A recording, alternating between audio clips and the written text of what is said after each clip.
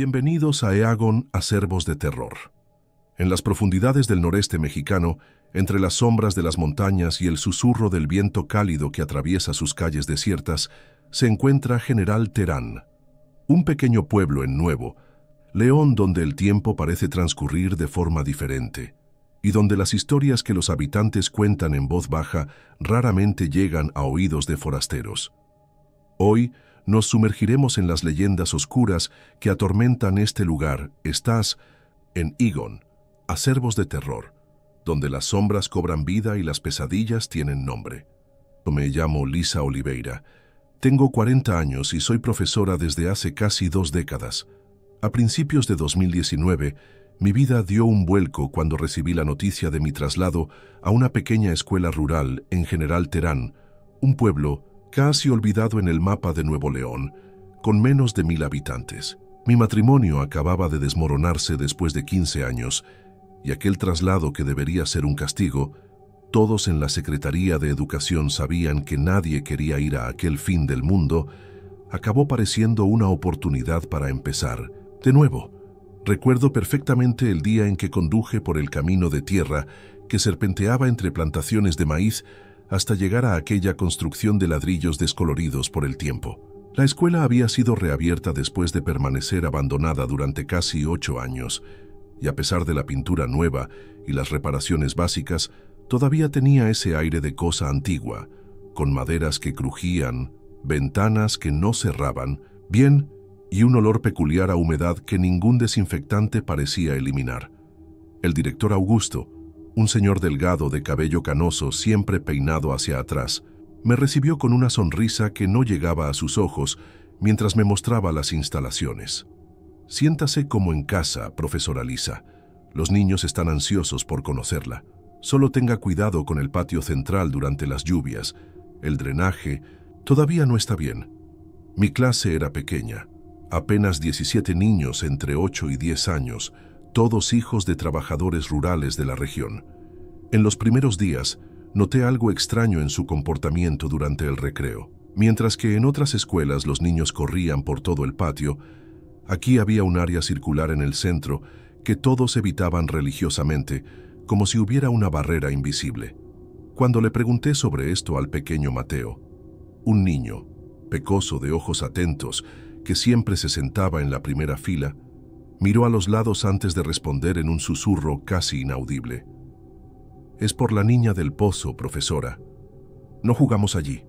Sentí un escalofrío involuntario subir por mi espalda, pero sonreí e intenté parecer despreocupada, pensando que era solo una de esas leyendas infantiles que surgen en escuelas antiguas.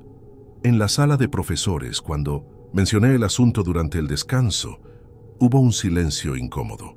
Doña Marta, la profesora de ciencias que trabajaba en la región desde hacía más de 30 años, cambió rápidamente de tema, hablando sobre la fiesta de la cosecha que tendría lugar el próximo mes.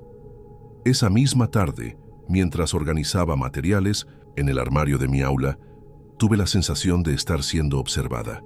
Me giré rápidamente, pero el aula estaba vacía. Fue cuando noté que las tizas que había dejado alineadas en la bandeja de la pizarra ahora estaban dispuestas en un pequeño círculo, algo que ningún alumno podría haber hecho, ya que no había salido del aula desde el final de la clase. Decidí investigar más sobre esta tal niña del pozo. Don Joaquín, el conserje de la escuela, trabajaba allí desde mucho antes del cierre temporal. Era un señor de unos 70 años, piel arrugada por el sol, manos callosas y ojos que parecían guardar más historias de las que estaba dispuesto a contar. Lo encontré un jueves al atardecer, barriendo hojas secas en el pasillo que llevaba a la biblioteca. Cuando mencioné el asunto, dejó de barrer y permaneció inmóvil durante algunos segundos, como si estuviera decidiendo si debía hablar o no. «Usted no debería meterse con estas cosas, profesora», dijo finalmente, apoyándose en el mango de la escoba. Insistí, y él suspiró profundamente antes de empezar a hablar, bajando la voz como si las paredes pudieran escuchar. Hace unos 30 años, había un pozo justo en medio de lo que hoy es el patio. La niña se llamaba Carolina, tenía 9 años. Dicen que estaba jugando sola después de clase. mientras esperaba a su madre que trabajaba en la cocina de la escuela. La tapa del pozo estaba podrida y ella cayó. Cuando la encontraron ya era demasiado tarde. Hizo la señal de la cruz y continuó. Después de eso, comenzaron las historias. Niños que decían haberla visto vagando por los pasillos, libros que cambiaban de lugar, llanto en medio de la noche. La escuela no cerró solo por falta de fondos, como dicen por ahí. Muchos padres ya no querían enviar a sus hijos aquí. La semana siguiente, comencé a quedarme en la escuela después del horario para corregir exámenes y preparar material. La secretaria siempre me dejaba la llave para cerrar todo cuando saliera. Un martes lluvioso, alrededor de las 6 de la tarde, el cielo ya estaba oscuro y los pasillos vacíos cuando escuché el sonido inconfundible de un niño llorando. No era un llanto histérico, sino ese sollozo bajo y entrecortado que viene después de mucho llorar. Mi corazón se aceleró. Dejé los exámenes sobre la mesa y salí a verificar llamando. ¿Hay alguien ahí? ¿Algún niño todavía en la escuela? El llanto parecía venir del final del pasillo, cerca del bebedero antiguo de concreto. Cuando me acerqué, el sonido cesó abruptamente. No había nadie allí, y todas las aulas estaban cerradas. Volví a mi aula, sintiendo un escalofrío que no tenía nada que ver con el frío de la noche. Las ventanas de madera golpeaban con el viento, y noté que mi taza de café, que estaba en la mesa cuando salí, ahora estaba cuidadosamente colocada sobre el armario alto, en un lugar que jamás alcanzaría sin una silla. Lo que más me perturbó fue notar una pequeña impresión húmeda al lado de la taza, como si alguien con los dedos mojados hubiera tocado allí. Una manita pequeña, del tamaño de la de un niño de unos 9 años. Comencé a notar otros acontecimientos extraños en los días siguientes. Una mañana, al entrar en el aula, encontré todos los trabajos de los alumnos organizados en una pila perfecta, cuando estaba absolutamente segura de haberlos dejado esparcidos sobre la mesa la noche anterior. Las tizas insistían en desaparecer de los cajones y reaparecer en lugares improbables, como dentro de mi estuche o equilibradas sobre lo alto de la pizarra. Los niños también percibían cosas. Julia, una niña de trenzas que raramente hablaba, levantó la mano durante la clase de matemáticas y preguntó, con una seriedad desconcertante, «Profesora, ¿quién es la niña que se queda mirando por la ventana durante sus clases?» Cuando me giré para mirar, no había nadie allí, solo el reflejo de los árboles balanceándose con el viento. Aquella noche no pude dormir bien. Me quedé pensando en Carolina, la niña del pozo, imaginando sus últimos momentos. ¿Habría gritado, pidiendo socorro mientras caía en la oscuridad?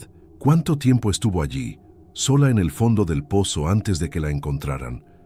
Estas preguntas me atormentaban y comencé a soñar con una niña pequeña de vestido azul descolorido y cabello oscuro, siempre de espaldas, siempre llamándome para que la siguiera hasta un lugar que no podía ver claramente en los sueños. Un viernes, llegué excepcionalmente temprano a la escuela. El sol apenas había salido y necesitaba organizar una presentación especial para los padres que tendría al lugar por la tarde. La puerta principal todavía estaba cerrada, pero don Joaquín ya había abierto la puerta trasera para comenzar la limpieza. Caminé por los pasillos silenciosos, sintiendo aquella inquietante sensación de no estar sola que ya se había vuelto familiar. Cuando abrí la puerta de mi aula, me quedé congelada en la entrada. Todos los ejemplares del libro de historia, exactamente 20, estaban abiertos encima de los pupitres, en la misma página. No eran libros que hubiéramos usado recientemente. De hecho, eran libros antiguos del acervo de la biblioteca que ni siquiera había retirado de los estantes. Me acerqué con el corazón acelerado. La página mostraba una fotografía en blanco y negro de la escuela, fechada en 1989. En el centro de lo que hoy era el patio, se veía claramente un pozo de piedra con una estructura de madera alrededor. Había niños posando para la foto, sonrisas congeladas en el tiempo y profesores con ropas típicas de la época. Fue cuando noté algo que me heló la sangre. En la ventana de lo que parecía ser la antigua biblioteca, había un rostro parcialmente visible. Una niña que miraba directamente a la cámara, pero no estaba alineada con los otros alumnos. Su mirada parecía atravesar décadas hasta encontrar la mía. Tomé una lupa que usábamos en las clases de ciencias y examiné el detalle. La niña tenía un vestido que parecía azul incluso en la foto en blanco y negro, y sus ojos tenían una expresión de tristeza tan profunda que sentí un nudo en la garganta. Aquel descubrimiento me dejó tan conmocionada que cancelé la primera clase y fui directamente a la secretaría. Necesitaba saber más sobre Carolina. La secretaria, doña Nélida, una señora regordeta de gafas gruesas y uñas siempre pintadas de rojo, encontró extraña mi petición para ver los archivos antiguos de la escuela. Esos documentos están hechos un desastre desde la reapertura, profesora, pero creo que los más antiguos están en aquel armario de metal en el depósito. El depósito era un cubículo polvoriento en la parte trasera de la escuela, lleno de pupitres rotos y material didáctico obsoleto. En la esquina encontré el armario oxidado, cerrado con un candado antiguo. Cuando comenté sobre el candado con doña Nélida, ella frunció el ceño. Qué extraño, no debería estar cerrado. Fue a buscar un manojo de llaves, pero ninguna funcionó. Cuando estábamos a punto de desistir, el candado simplemente se abrió, solo como si alguien lo hubiera abierto desde dentro. Intercambié una mirada asustada con la secretaria, que murmuró algo sobre cerraduras antiguas y salió apresurada, dejándome sola. Dentro del armario, encontré decenas de carpetas amarillentas por el tiempo. Mis dedos temblaban mientras buscaba registros de 1989. Finalmente, encontré una ficha escolar con una foto de Carolina Méndez, 9 años. Era ella, la misma niña, de la ventana, con ojos grandes y tristes, cabello oscuro a la altura de los hombros y un pequeño lunar de nacimiento cerca del labio superior. En el reverso de la ficha, una anotación a mano decía solamente: fallecida el 12/05/1989. Accidente en el recinto escolar. En la semana siguiente, las manifestaciones se intensificaron. Los alumnos comenzaron a relatar que veían a una niña en los pasillos, siempre de refilón, siempre desapareciendo al doblar una esquina. La temperatura en mi aula caía drásticamente en ciertos momentos del día, haciendo temblar a los niños incluso cuando el sol fuerte de primavera castigaba afuera. Un martes, durante el dictado, todos los bolígrafos del aula dejaron de funcionar simultáneamente.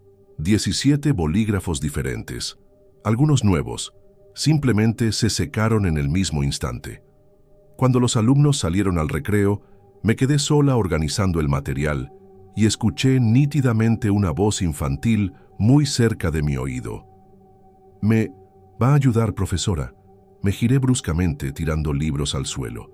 No había nadie visible, pero pude sentir, juro que pude sentir, una manita helada tocando mi brazo. Me quedé paralizada, sin poder gritar o correr. Fue cuando noté que los libros caídos habían formado un patrón circular en el suelo, exactamente como la circunferencia de un pozo. Aquello fue demasiado para mí. Salí corriendo del aula, chocando con el director Augusto en el pasillo, que me miró perplejo mientras yo intentaba explicar, entre sollozos histéricos, que necesitaba irme inmediatamente. Pasé el resto de aquel día en casa, encogida bajo las mantas como una niña asustada, incapaz de explicar lógicamente lo que estaba sucediendo. Pero después de horas reflexionando, tomé una decisión. No podía simplemente huir. Algo en mí sentía que Carolina estaba pidiendo ayuda, no intentando asustarme. A la mañana siguiente, determinada, llegué temprano a la escuela y fui directamente al centro del patio, aquel lugar que todos evitaban. Me arrodillé en el suelo y comencé a remover las piedras decorativas que formaban un mosaico circular, claramente instaladas allí para disimular lo que había antes. Después de remover varias capas, encontré una tapa de concreto con un pequeño símbolo tallado, el mismo símbolo que Carolina había dibujado varias veces en mis cuadernos cuando yo no estaba mirando. En ese momento, don Joaquín apareció pálido y confesó: Cementaron el pozo, pero no la sacaron de allí primero. La familia nunca supo la verdad. Dijeron que el cuerpo no fue encontrado. Con la ayuda reticente de don Joaquín, conseguimos contactar al hermano mayor de Carolina, hoy un hombre de casi 50 años que todavía vivía en la región. Lloró cuando le conté sobre las manifestaciones y accedió a ayudar. Las autoridades fueron involucradas, el concreto fue roto y el pozo reabierto. Allí en el fondo, junto con agua oscura acumulada durante décadas, estaban los restos de quien un día fue Carolina, todavía con vestigios del vestido azul que yo había visto en los sueños. Hicieron un funeral apropiado, con toda la comunidad presente. La madre de Carolina, ahora una señora anciana, pudo finalmente despedirse de la hija que, según las mentiras oficiales, nunca había sido encontrada. Después del entierro, nunca más sentí aquella presencia en la escuela. Los niños volvieron a jugar en todo el patio, incluyendo el centro donde un pequeño jardín de flores ahora marca el lugar del antiguo pozo. Continúo dando clases en General Terán hasta hoy. La escuela ya no es un lugar encantado, pero nunca olvidaré aquellos meses en que conviví con Carolina. A veces, cuando estoy sola en el aula preparando material, siento un perfume suave de flores silvestres que no viene de ningún lugar. Ya no tengo miedo. Entiendo ahora que algunos espíritus no quedan atrapados por maldad, sino por injusticia. Carolina solo quería ser encontrada, ser recordada, tener su historia conocida. En su homenaje, creamos un pequeño memorial en la biblioteca y cada 12 de mayo hacemos una celebración de la vida, no de la muerte. Los niños escriben cartas para Carolina, contando sobre sus sueños y esperanzas. Tal vez sea coincidencia, pero desde que comenzamos esta tradición, nuestra escuela rural, antes olvidada, ha recibido premios de excelencia académica y se ha convertido en referencia en la región. Como si Carolina, ahora en paz, bendijera a cada niño que pasa por aquí. Como si finalmente hubiera encontrado su lugar, no en el fondo oscuro de un pozo, sino en la memoria cariñosa de todos nosotros. El hombre del poncho. Mi nombre es Miguel Suárez, tengo 35 años y soy camionero desde hace casi 15 primaveras. Heredé esta profesión de mi padre, que también pasaba semanas en la carretera antes de jubilarse. Tengo un pequeño rancho en las afueras de General Terán, en Nuevo León, donde crío algunas cabezas de ganado y planto un poco de maíz cuando no estoy viajando.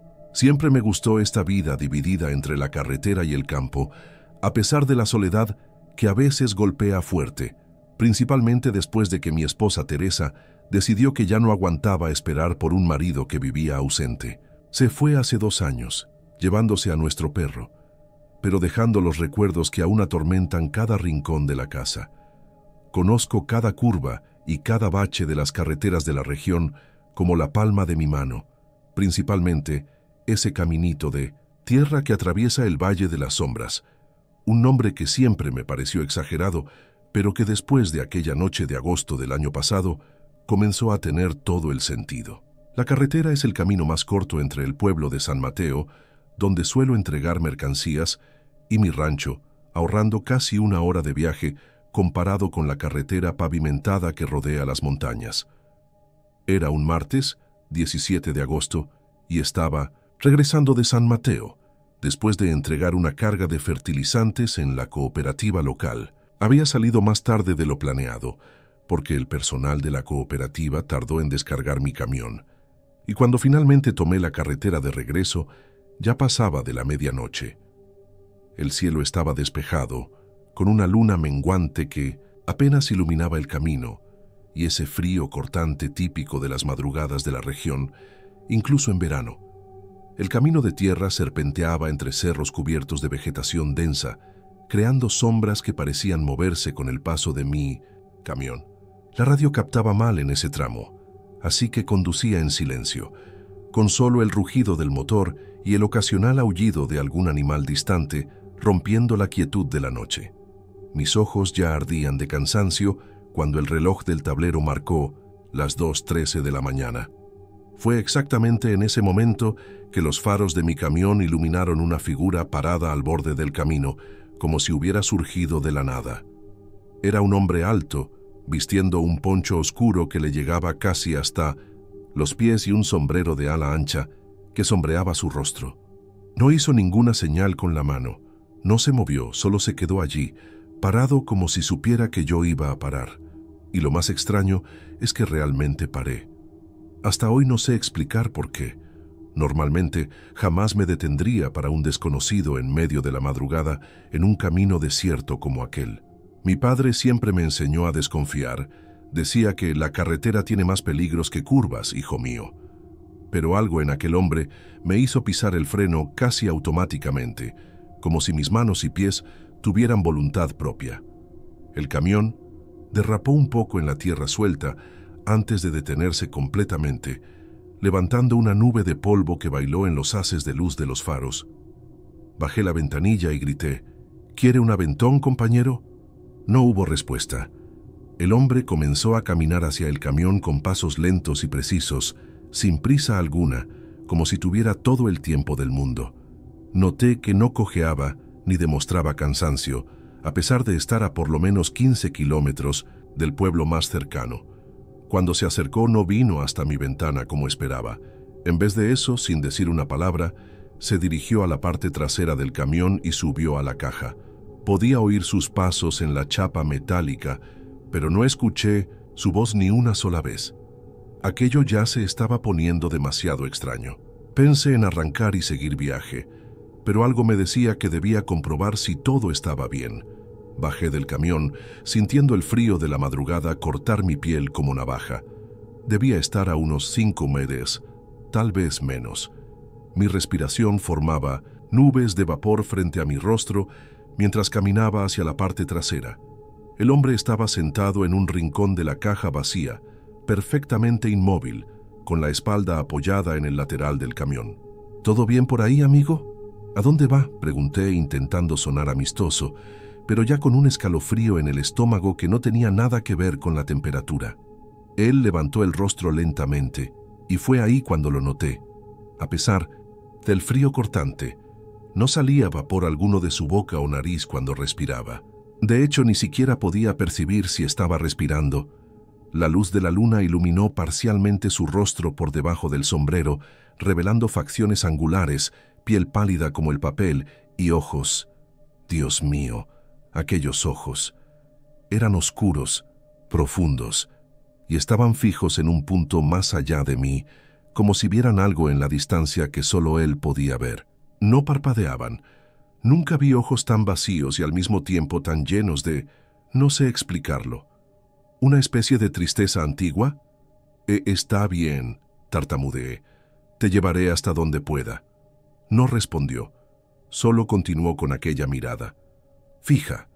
Volví a la cabina con las piernas temblando, intentando convencerme de que era solo un sujeto extraño, tal vez mudo o un poco perturbado de la cabeza. Encendí el motor y seguí viaje, intentando calmarme. La radio seguía fallando, captando solo estática y fragmentos incomprensibles de alguna música distante.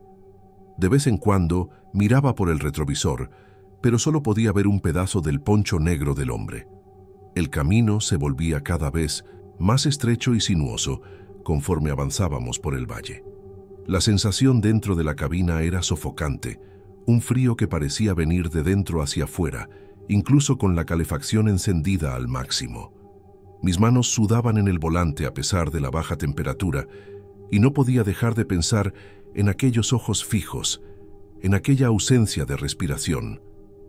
En cada curva sentía que el camión estaba más pesado, como si cargara mucho más que apenas un hombre delgado. El silencio era tan denso que podía oír mi propio corazón latiendo acelerado. Intenté iniciar conversación algunas veces, hablando alto para que pudiera oírme desde la caja. Este camino se pone peligroso con niebla, ¿verdad? ¿O usted trabaja en alguna hacienda por aquí? Ninguna respuesta. Solo aquel silencio pesado y la sensación creciente de que había algo profundamente equivocado con mi pasajero.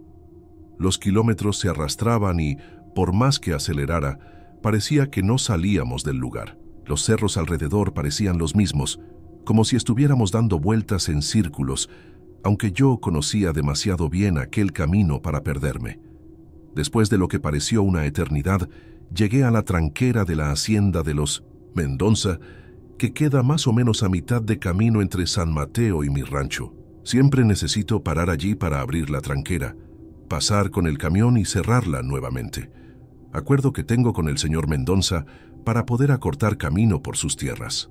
Detuve el camión, dejé el motor encendido y bajé, sintiendo mis piernas entumecidas y pesadas. La tranquera quedaba a unos 10 metros de donde estacioné. Mientras caminaba hacia ella, tuve la extraña sensación de que alguien me observaba intensamente. Me volví para mirar el camión y juro por todo lo más sagrado. El hombre estaba de pie en la caja, completamente inmóvil, observándome. La luna llena iluminaba su rostro parcialmente y pude ver que sus labios se movían, como si estuviera diciendo algo, pero ningún sonido llegaba hasta mí. Desvié la mirada por apenas un segundo para abrir el candado de la tranquera y cuando miré de vuelta, había desaparecido. No había ninguna señal de él en la caja, en las proximidades del camión o en cualquier lugar visible en aquel camino desierto. Corrí de vuelta al camión, el corazón casi saltándome por la boca, y verifiqué cada rincón de la caja con la linterna del celular. No había nada más que algunas manchas oscuras en el metal que bajo la luz parecían terriblemente sangre seca, pero que yo nunca había notado antes. Entré en la cabina con las manos temblorosas, cerré las puertas, con seguro y pisé a fondo el acelerador tan pronto como pasé por la tranquera, ni siquiera preocupándome en cerrarla bien. Quería distancia de aquel lugar y rápido. El resto del viaje fue un borrón de miedo y ansiedad. En cada curva esperaba ver aquella figura de Poncho parada en medio del camino. Mis ojos ardían de tanto que revisaba los retrovisores. Encendí todas las luces auxiliares, hasta las de niebla que raramente uso, en un intento desesperado de alejar las sombras que parecían cerrarse alrededor del camión. Cuando finalmente llegué a casa, ya pasaban las 4 de la mañana. Estacioné de cualquier manera en el patio, corrí hacia adentro y cerré con llave todas las puertas y ventanas. Encendí todas las luces de la casa y me quedé sentado en la cocina con una botella de caña y un machete de cortar caña que era de mi abuelo. No pegué ojo el resto de la noche. A cada ruido, una rama golpeando la ventana, el viento silbando en las tejas, el crujido natural de la madera, yo daba un salto de la silla. Cuando el sol finalmente salió, salí a examinar el camión bajo la luz del día. Las manchas oscuras que había visto en la caja habían desaparecido completamente. No había ningún vestigio de que alguien hubiera estado allí. Por un momento llegué a dudar de mi propia cordura, pensando que tal vez todo no fuera más que una alucinación causada por el cansancio, pero era demasiado real, el frío sobrenatural, aquellos ojos vacíos, la súbita desaparición. En los días siguientes no pude dejar de pensar en lo ocurrido. No comenté con nadie al principio. ¿Quién me creería? Pero la curiosidad fue más fuerte que el miedo, y comencé a preguntar, discretamente, si alguien ya había visto algo extraño en aquel camino. La mayoría de las personas desviaba el tema o se reía, pensando que estaba bromeando. Fue solo el viernes, cuando fui al mercado del pueblo a comprar provisiones, que obtuve alguna respuesta. Don Antenor, un señor de unos 80 años que pasaba los días sentado en una mecedora en el porche del mercado, me llamó con un gesto cuando me vio descargando las compras en el camión. «Te oí preguntando sobre el camino del valle», dijo con voz ronca, masticando su tabaco de cuerda. «¿Lo viste, no es así? Al hombre del poncho». Sentí un escalofrío subir por la espina dorsal. ¿Cómo lo sabía? Confirmé con un gesto, sin poder hablar, y el viejo continuó. «No eres el primero ni serás el último. Mi compadre Juvenal lo vio hace unos 10 años, el hijo de José de las Coles también hace unos 3 años, siempre en el mismo tramo, siempre después de la medianoche». El viejo escupió al suelo antes de continuar. Era Ignacio Bueno, dueño de la hacienda Cruzeiro que quedaba justo en aquel valle. En 1976 fue emboscado por ladrones de ganado cuando volvía de la ciudad. Le dieron 3 tiros y arrojaron el cuerpo a un barranco. Lo encontraron solo días después, ya casi irreconocible. Sus ojos turbios se fijaron en los míos. Dicen que todavía busca a los asesinos, que no descansó porque la justicia nunca se hizo. Los 3 hombres que hicieron aquello nunca fueron atrapados. Salí del mercado con las piernas flojas y la cabeza hirviendo. Don Antenor me contó más detalles sobre el caso mientras permanecía allí, incapaz de irme, sediento de respuestas. El viejo dijo que Ignacio Bueno era conocido por ser un hombre justo, que pagaba bien a sus empleados y ayudaba a los necesitados de la región. La noche del crimen regresaba de San Mateo después de vender algunas cabezas de ganado y llevaba el dinero consigo.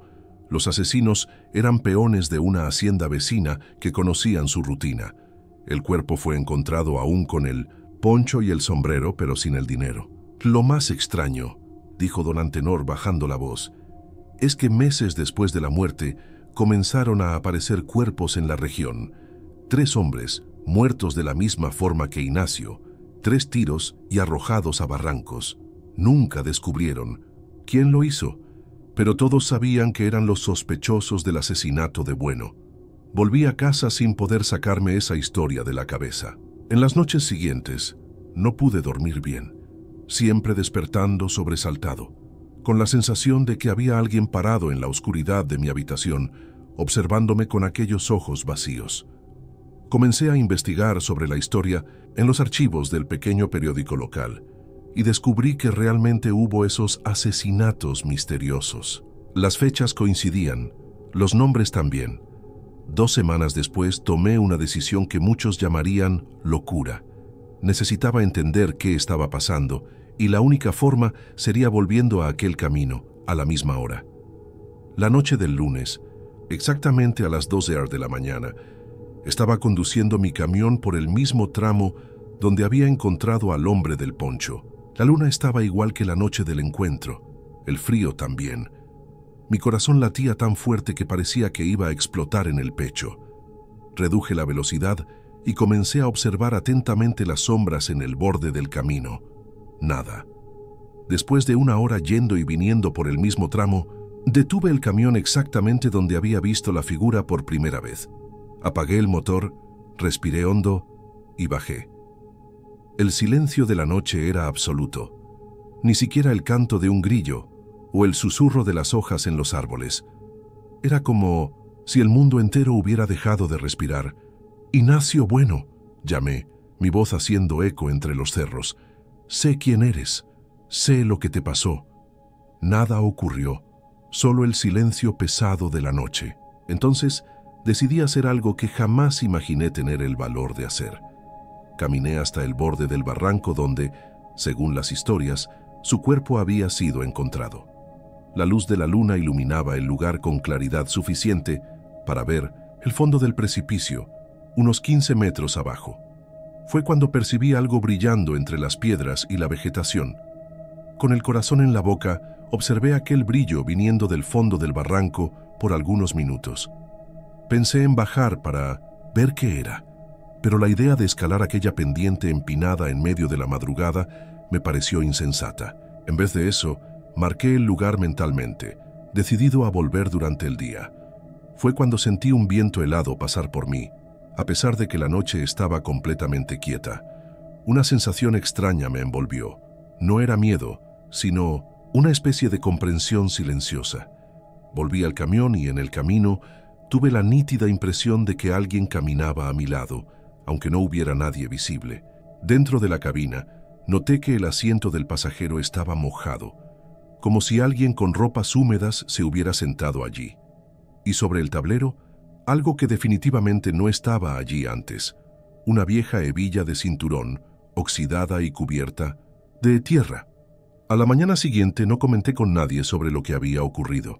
Guardé la hebilla oxidada en un cajón y seguí mi rutina normal. De vez en cuando investigaba algo sobre la historia de Ignacio Bueno en los periódicos antiguos de la biblioteca municipal, pero encontraba apenas fragmentos de información, nada concluyente. Don Antenor me contó que la hija de Ignacio aún vivía en algún lugar de la región, pero nunca conseguí el valor para buscarla. ¿Qué le diría?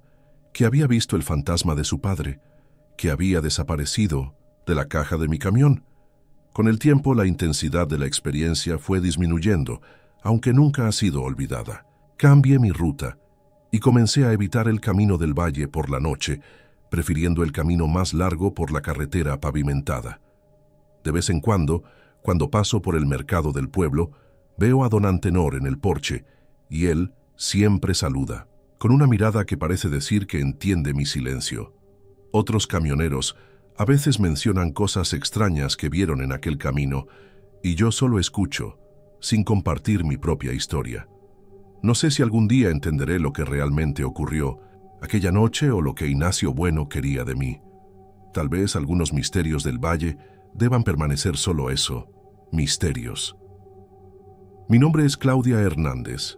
Tengo 28 años y hasta hace 3 semanas llevaba una vida completamente diferente. Trabajaba como arquitecta en un despacho de tamaño mediano en la Ciudad de México. Compartía un apartamento pequeño con una amiga de la universidad en Polanco. Y mis mayores problemas eran el tráfico caótico y las cuentas que llegaban cada mes.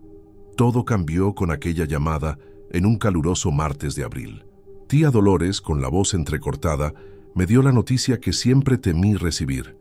Mi padre, Alejandro, había sufrido un ataque cardíaco fulminante mientras revisaba la cerca del Potrero Sur. Cuando lo encontraron, ya era demasiado tarde.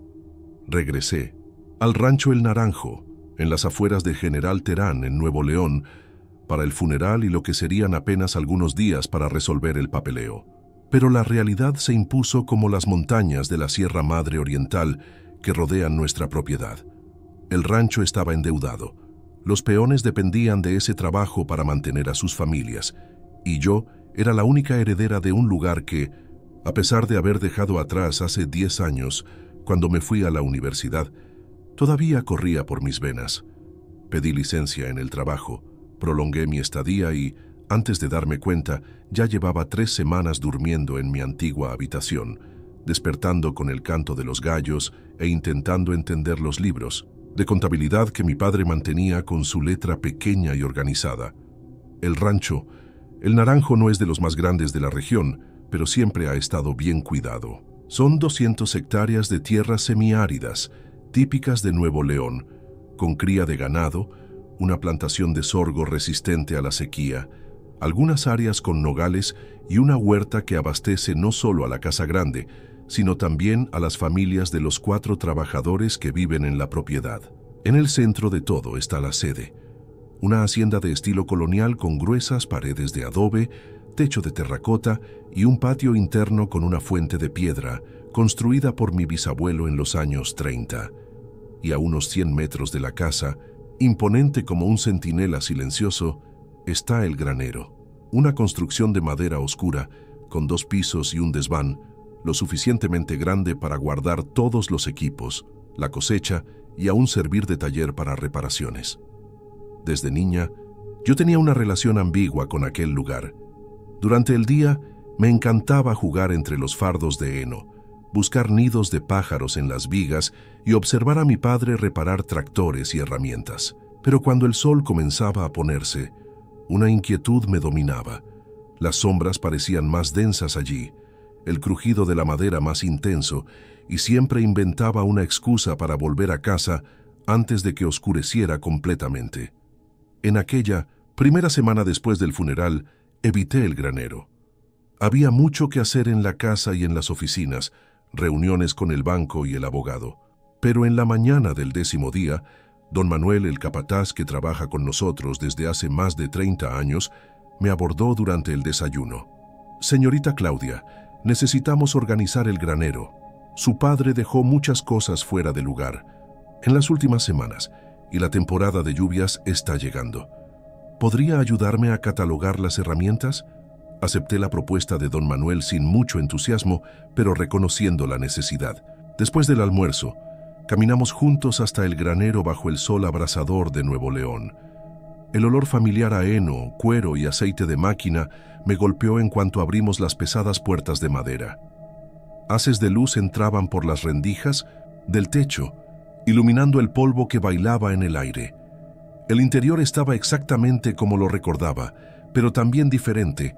Las herramientas amontonadas en pilas desordenadas, cajas de piezas esparcidas por el suelo de tierra apisonada, lonas cubriendo equipos de forma descuidada.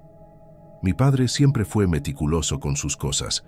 Ver aquel desorden era como una confirmación silenciosa de que algo no andaba bien con él. En sus últimos días, don Alejandro estaba diferente en las últimas semanas, comentó Manuel, como si leyera mis pensamientos. Venía aquí solo por la noche, incluso después de que todos se hubieran recogido. Lo encontré varias veces sentado en aquel banco de allí, mirando a la nada. Señaló un banco de madera apoyado en la pared del fondo. Cuando le preguntaba si necesitaba ayuda, decía que solo estaba escuchando. Manuel hizo la señal de la cruz y murmuró algo que no entendí. Bueno, voy a buscar los registros antiguos en la casa y vuelvo enseguida. Usted puede empezar separando las herramientas por tipo. Me quedé sola en el granero, sintiendo una mezcla de nostalgia e incomodidad. Comencé a trabajar, organizando destornilladores, martillos y alicates en cajas separadas. El trabajo manual era reconfortante. Me daba algo concreto que hacer mientras mi mente vagaba entre recuerdos de infancia y preocupaciones sobre el futuro del rancho. Fue cuando estaba agachada, recogiendo clavos esparcidos por el suelo, que lo escuché por primera vez. Un susurro tan bajo que inicialmente pensé que era solo el viento pasando por las rendijas de la madera, pero no había viento en aquella tarde sofocante de General Terán. Me detuve, quedándome completamente inmóvil para escuchar mejor. Demasiado tarde. Era una voz masculina, ronca y distante, como si viniera de dentro de las propias paredes. Ella no debe... Me levanté de un salto, el corazón acelerado. ¿Hay alguien ahí? Mi voz hizo eco en el espacio vacío. Ninguna respuesta. Caminé hasta el fondo del granero, verificando entre los equipos cubiertos y detrás de las pilas de fardos de heno. Estaba completamente sola. Me convencí de que era solo mi imaginación, amplificada por el cansancio y el duelo. Volví al trabajo, pero ahora con una inquietud que no podía nombrar. Minutos después, mientras organizaba algunas herramientas en un estante alto, lo escuché nuevamente. Claudia, cuidado con el ático. Mi nombre. La voz había dicho mi nombre claramente. Dejé caer la caja de herramientas que sostenía, esparciendo su contenido por el suelo con un estruendo metálico. No era imaginación. No era el viento. Alguien o algo estaba susurrando en el granero. Salí del granero casi corriendo, tropezando con las herramientas esparcidas. El sol de la tarde me golpeó como un alivio momentáneo, disipando un poco del frío que se había instalado en mis huesos. Respiré profundamente varias veces, intentando calmarme. Estaba siendo ridícula, asustándome con ruidos en una construcción vieja. Probablemente era solo algún animal escondido entre las vigas, tal vez un nido de pájaros o ratones que habían hecho su casa en las paredes. Pero una parte de mí sabía que no era eso. Ningún animal pronunciaría mi nombre de aquella forma, con aquella claridad perturbadora. Vi a don Manuel regresando de la casa principal, cargando una carpeta de cuero desgastada. Forcé una sonrisa, no queriendo parecer una tonta supersticiosa. Encontré los registros, dijo, pero se detuvo al ver mi rostro. Está pálida. ¿Ocurrió algo? Dudé, pero la expresión genuinamente preocupada de don Manuel me hizo decidirme por la verdad. Escuché voces dentro del granero, susurros. Uno de ellos dijo mi nombre. Esperaba ver sorpresa o incredulidad en su rostro, pero lo que vi fue algo completamente diferente. Resignación. Como si hubiera estado esperando esto desde hace mucho tiempo. Vamos a sentarnos allí fuera, dijo, señalando la sombra de un nogal cercano al granero. Nos sentamos en un tronco caído que servía como banco improvisado. Don Manuel permaneció en silencio durante un largo momento, pasando su mano callosa por el rostro arrugado por el sol inclemente de Nuevo León. Su padre no quería que usted lo supiera, comenzó finalmente, su voz baja. Decía que era mejor dejar el pasado enterrado, pero ahora que él se ha ido, miró hacia el granero con una expresión que mezclaba respeto y temor. Este granero fue construido por su abuelo, don Ricardo, hace casi 60 años. Era un hombre complicado, muy diferente a su padre. Le gustaban las apuestas, la bebida, las mujeres. Don Manuel hizo una pausa, como si eligiera cuidadosamente las siguientes palabras. En 1965 hubo una gran sequía en General Terán, peor que las normales. El rancho estaba pasando por dificultades como todos en la región, pero su abuelo, en vez de economizar, comenzó a apostar aún más, diciendo que necesitaba dinero rápido para salvar la propiedad. Una noche, después de Minucentient, un juego de cartas en Monterrey, perdió casi todo. Dinero, ganado, incluso escrituras de partes de la tierra. Don Manuel bajó la voz casi susurrando ahora. Regresó borracho, furioso. Se encerró en el granero. A la mañana siguiente, uno de los peones lo encontró.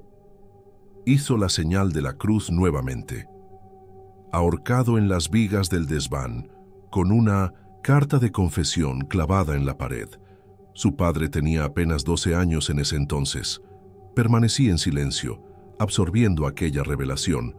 Nunca había escuchado esta historia antes. Mi padre raramente hablaba sobre mi abuelo, y cuando lo hacía eran solo comentarios vagos sobre cómo había trabajado duro para expandir el rancho. Ninguna mención a juegos, apuestas o un fin trágico. Después de eso, continuó don Manuel, su padre se convirtió en un hombre diferente, aun siendo tan joven.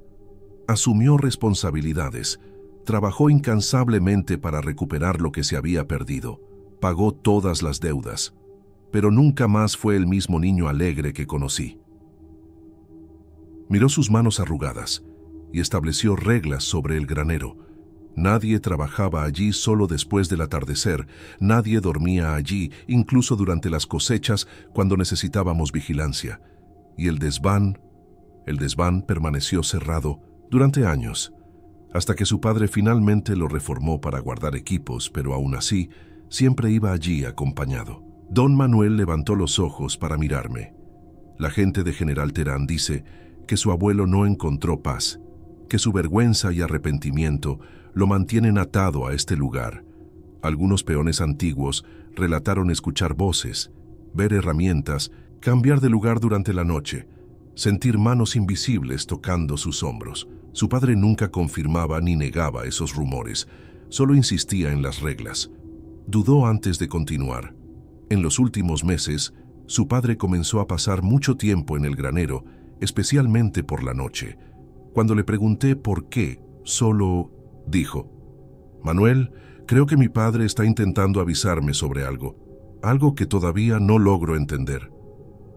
Aquella noche no pude dormir. La historia de don Manuel y los susurros que escuché se mezclaban en mi mente, creando escenarios perturbadores. Alrededor de las 2 de la mañana, desistí de intentar dormir y me quedé observando el granero por la ventana de mi habitación. La luna llena lo iluminaba, creando sombras alargadas que parecían moverse, aunque sabía que era solo efecto de la luz en los árboles cercanos. Tomé una decisión impulsiva. Me vestí, tomé una linterna y salí silenciosamente de la casa. El aire nocturno estaba fresco, típico de las noches de Nuevo León, incluso después de días abrasadores. El único sonido era el canto distante de los grillos y el ocasional mugido de una vaca en el potrero. Mi corazón latía fuerte mientras me acercaba al granero. Las tablas de madera crujieron bajo mis pies cuando abrí la puerta. El interior estaba sumergido en sombras, con solo haces ocasionales de luz lunar entrando por las ventanas altas. Encendí la linterna, su haz de luz cortando la oscuridad como un cuchillo. «Estoy aquí», dije en voz alta, sorprendida por mi propia valentía. «Si tienes algo que decir, estoy escuchando». El silencio que siguió fue absoluto, como si incluso los insectos se hubieran detenido para escuchar. Entonces, como un suspiro colectivo, los susurros comenzaron. No venían de un lugar específico, sino de todos los rincones al mismo tiempo, como si las propias paredes estuvieran hablando. «Claudia, peligro, él viene». Diferentes voces se superponían, algunas más claras que otras, todas con un tono de urgencia y miedo. Mi linterna comenzó a fallar. parpadeando irregularmente hasta apagarse completamente, dejándome en la penumbra. Fue cuando noté una luz débil viniendo de la trampilla que llevaba al desván. Una luz que no debería estar allí. Un brillo, verdoso y enfermizo que pulsaba como un corazón moribundo. Mis pies parecían pegados al suelo mientras observaba aquella luz anormal viniendo del desván. Respiré profundo y, contra todo sentido común, comencé a caminar hacia la escalera. Los susurros aumentaron, volviéndose más urgentes, algunos en español, otros en un idioma que no podía identificar, tal vez el dialecto indígena que algunos de los habitantes más antiguos de General Terán todavía hablaban. La madera de la escalera crujía bajo mi peso. Cada escalón una decisión que me cuestionaba a mí misma. La trampilla estaba entreabierta, dejando escapar aquella luz verdosa y un olor fuerte a tierra húmeda y algo metálico que me recordó el olor de sangre seca.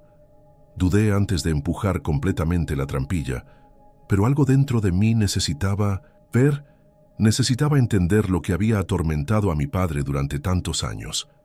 El desván estaba diferente de cómo debería estar. Las cajas y equipos habían sido reorganizados, creando un espacio vacío en el centro. En el suelo de madera, marcas oscuras formaban un círculo, y dentro de él había una cuerda colgada de una de las vigas centrales.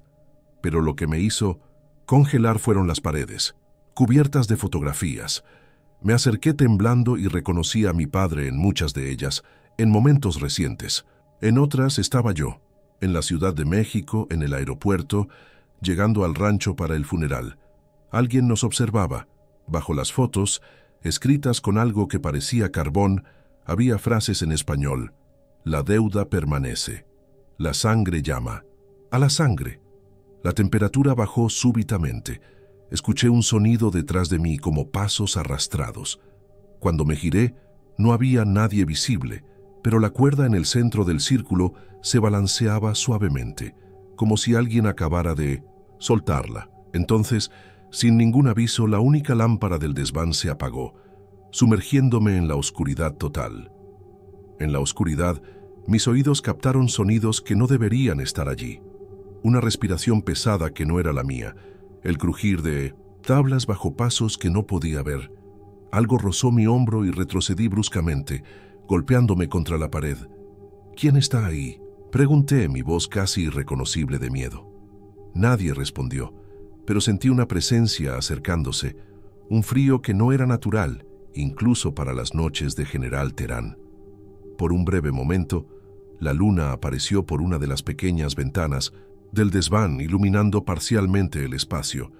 Fue cuando vi, no una figura completa, sino una silueta en la sombra, la forma de un hombre, parado cerca de la cuerda. No podía ver su rostro, pero de alguna manera sabía que me observaba. La silueta levantó una mano lentamente, señalando hacia las fotografías, luego hacia mí. Los susurros volvieron, más claros ahora. Cuidado. Él no está solo. Huye. No necesité más advertencias. Me giré y me lancé hacia la trampilla, sintiendo el aire volverse pesado y frío a mis espaldas. Bajé la escalera a tropezones, casi cayendo en los últimos escalones. Mi tobillo se torció cuando alcancé el suelo del piso inferior, pero el dolor apenas fue registrado por mi cerebro dominado por el pánico.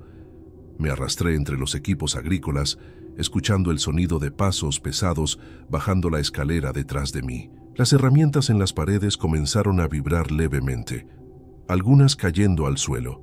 Logré levantarme y cojear hasta la puerta, empujándola con toda mi fuerza. El aire fresco de la noche me golpeó como una bendición. Señorita Claudia.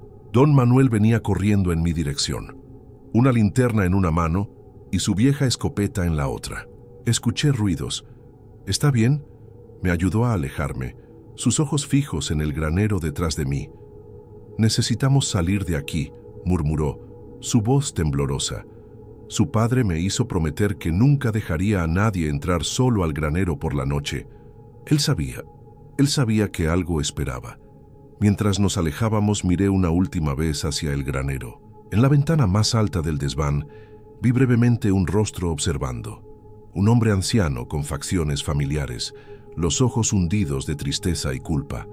Entonces la figura desapareció, dejando solo la oscuridad. 3 meses han pasado desde 1905, aquella noche. Después del incidente, don Manuel reunió a algunos de los peones más antiguos y realizó una ceremonia tradicional en el granero, una mezcla de rituales católicos y creencias indígenas locales que, según él, se practicaban. En General Terán desde antes de la llegada de los españoles. No pregunté muchos detalles, solo observé a distancia mientras quemaban hierbas.